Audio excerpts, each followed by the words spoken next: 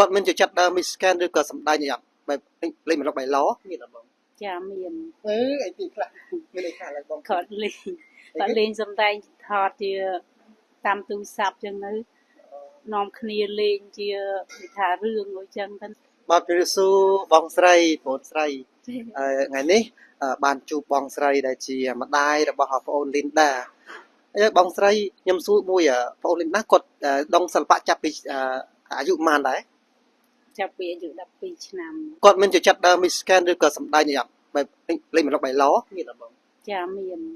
អីទីខ្លះមានអីខ្លះឡើយបងគាត់លេងសម្ដែងថតជាតាមទូរស័ព្ទចឹងនៅនាំគ្នាលេងជាវិថារឿងអញ្ចឹងទៅណា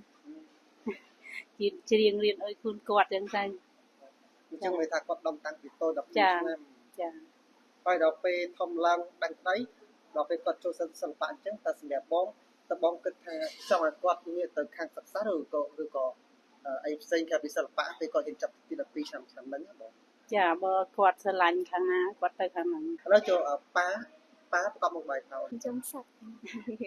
ធ្វើស្រែចំការចំសត្វទីចំសត្វដល់ពេលដែលកូនមានការគ្រប់គ្រងខ្លាំងអញ្ចឹងសម្រាប់បងតូចជាម្ដាយមានអារម្មណ៍យ៉ាងម៉េចដែរបងមានអារម្មណ៍ថាសប្បាយចានៅពេលនេះបាត់ប្អូន Linda គាត់មានការគ្រប់គ្រងខ្លាំងមែនទែននៅតាមបណ្ដាភូមិឃុំអីពីចាក់បាត់ប្អូនស្រីច្រើនទៅតាមគាត់អីចាក់ច្រើនដល់ពេលដែលនេះបាត់កូនតើបងបានដាក់មករួមមកបាច់នេះបងឆ្នាំហ្នឹងបានអត់បងអត់ដែរបានរួមកូនសិល្បៈតែមកអត់សូវក្នុងសិល្បៈសោះចាក្នុងចំណោមប៉ានិងម៉ាក់អនឡាញស្លាញ់មួយណាពីរហ្នឹងមួយណាជាងគេស្រឡាញ់ពុកខ្ញុំអត់ទេស្រឡាញ់ទាំងពីរចាតែម៉ែខ្ញុំក៏កែជេរបាយសម្រាប់បងស្រីទៅក្នុងអនាគតទៅមុខទៀតបើសិនជាគាត់ចាប់លើវិស័យចម្រៀងតើបងមានទៀមចិត្តនៅឡើយទេថាជាពូតារាចម្រៀងអាចនឹងមានពាក្យគេថាបែបនោះទៅសម្រាប់បងតើមានគិតថានឹងដាក់ចិត្តដាក់កាយទេបងចាជួនកាលគិតតែជួនកាលដូចថាតាមតម្រូវការគាត់ចឹងមិនចឹងទៅគិតយើងគិតដែរប៉ុន្តែបើកូននេះចឹងហើយឲ្យទៅតាមនឹងទៅមានទស្សនៈដែរប៉ុន្តែយើងនឹងធ្វើម៉េចបើថាយើងទៅនិស័យនឹងហើយវាតែតែមានខុសមានត្រូវមានអ្នកល្អមានអ្នកអាក្រក់ជាមួយគាត់ប៉ុន្តែគាត់អត់មានតបតជាមួយអ្នកណាថាឲ្យគេវិញទេចូលបើសិនជានៅលើមហាវិទ្យាល័យតើបងឲ្យគាត់រៀនផ្នែកទីបងពួកគាត់ចប់12ឆ្នាំហ្នឹងហើយ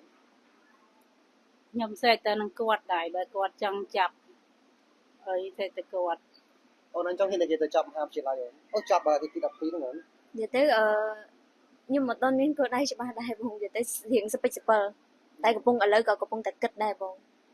ចាចុងឆ្នាំនឹងសម្រាប់ហ្នឹងហើយអូនអរជើញគាត់នេះសម្រាប់បងផ្ទាល់ក៏ជាបងស្រីតើមានពីពេជ្រ100ខែដើម្បីអរគុណទៅកាន់ fan របស់បង Linda ដូចជាអ្នកគ្រប់គ្រងរបស់បងតែថាជាម្ដាយដែលគាត់ស្រឡាញ់បាត់បងអូន Linda ហ៎ចាមានឲ្យទស្សនិកជនទាំងអស់គ្នាជួយទ្រាំទ្រនឹងកូនខ្ញុំឲ្យបានបន្តទៅទៀតផងថាមានតែអំណរណៃត្រគុណតែប៉ុណ្្នឹងឯងអូនតើនិយាយទៅខ្ញុំក៏សូមអរគុណទៅដល់ពុកម៉ែបងប្អូនទាំងអស់គ្នាដែលគាត់ឆ្លាញ់ចូលចិត្តខ្ញុំមិនថាបទដែលខ្ញុំ cover ឬក៏ជាបទ original របស់ខ្ញុំទេនិយាយទៅគឺខ្ញុំអត់មានពីអីក្រៅពីអរគុណទៅដល់ពុកម៉ែបងប្អូនទាំងអស់គ្នាដែលគាត់ឆ្លាញ់គ្រប់គ្រងខ្ញុំទេអរគុណខ្លាំងមែនទែនបាទទស្សនិកជនទាំងអស់គ្នាក្រាបលេខច្បាប់មកកីឡាពីខាងចម្បាក់ TV រំទាំងបងស្រីនិងបងស្រីបាទមីលេបងបាទបាច់បាយទស្សនិកជនបាយ